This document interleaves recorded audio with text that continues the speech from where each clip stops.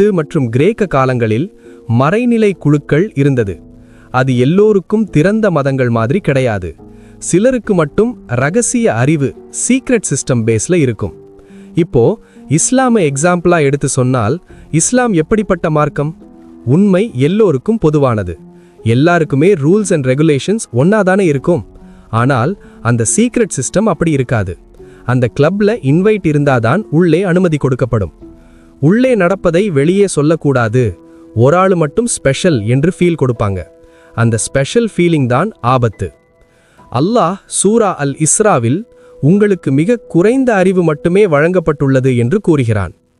எங்களுக்கு மட்டும்தான் உயர்ந்த அறிவு இருக்கு, எங்களைத்தான் தேர்ந்தெடுக்கப்பட்டவர்கள், இது மாதிரியான கூற்றுகள் எல்லாம் கிப்ரு ஆரகன்ஸை தவிர வேறில்லை.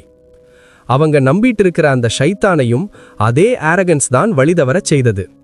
சரி, அவர்கள் நம்பிக்கை எப்படி இருந்ததுன்னா, புனிதம் என்பது இறைவனுக்கு மட்டும் சொந்தமில்லை, மனிதன் அதை கையாள முடியும் என்று நம்புவாங்க. இதுதான் பெரிய பிரச்சனை. இஸ்லாம் சொல்வது அல்லாஹ் உயர்ந்தவன், மனிதன் அடிமை என்று.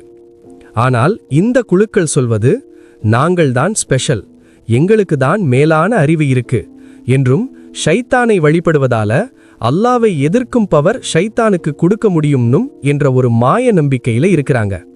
இது கம்ப்ளீட்லி லை. ஷைத்தான் மனிதனுக்கு பகிரங்கமான பகைவனாக இருக்கிறான் என்று அல்லாஹ் சொல்கிறான். அப்படி இருக்கும்போது ஷைத்தான் மனிதனுக்கு எப்படி நல்லதை நினைப்பான்? ஷைத்தானுக்கு தெரியும் அவன் நரகத்துக்கு தான் போவான்னு.